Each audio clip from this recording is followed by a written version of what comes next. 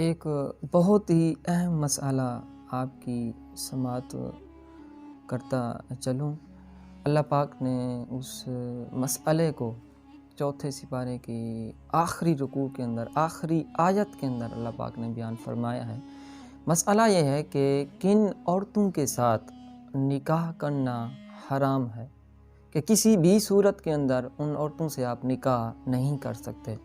اللہ پاک نے قرآن پاک میں ارشاد فرمایا ہے، حرمت علیکم امہاتکم و بناتکم و اخواتکم و عماتکم و خالاتکم و بنات الاخی و بنات الاختی و امہاتکم التی ارضعنکم و اخواتکم من الرضاعۃ و امہات نسائکم و ربائبکم اللاتی فی حجورکم من نسائکم اللاتی دخلتم بہن۔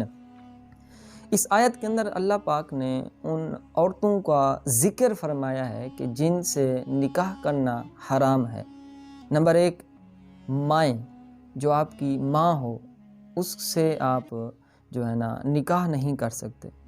اس کے بعد بیٹی سے نکاح نہیں کر سکتے، اور اس کے بعد اخواتکم، بہنوں سے نکاح نہیں کر سکتے، اماتکم، پھپھی سے نکاح نہیں کر سکتے، وخالاتکم، اور ماں کی بہن خالہ سے نکاح نہیں کر سکتے، وبنات الاخی، بھتیجی سے نکاح نہیں کر سکتے، وبنات الاختی، بہن کی بیٹی بھانجی سے نکاح نہیں کر سکتے، وامہاتکم اللاتی ارضعنکم، اور وہ مائیں کہ جن سے تم نے دودھ پیا۔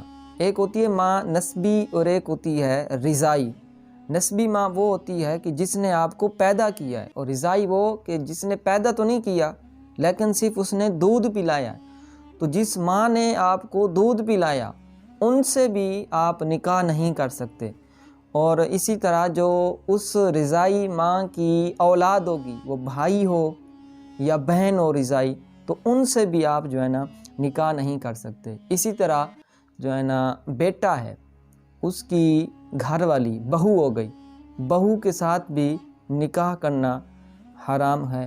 اور وہ بیٹیاں جو ہے نا پرورش میں ہیں تمہاری، مطلب یہ ہے کہ آپ نے کسی عورت سے نکاح کیا، اس کی وہ دوسری شادی تھی، پہلے شوہر سے اس کی اولاد تھی اور وہ اسی کے ساتھ آئی اور بیٹیاں تھیں، اب وہ بھی آپ کی بیٹیاں ایک قسم کی ہو گئی، ان کے ساتھ بھی آپ جو ہے نا نکاح نہیں کر سکتے۔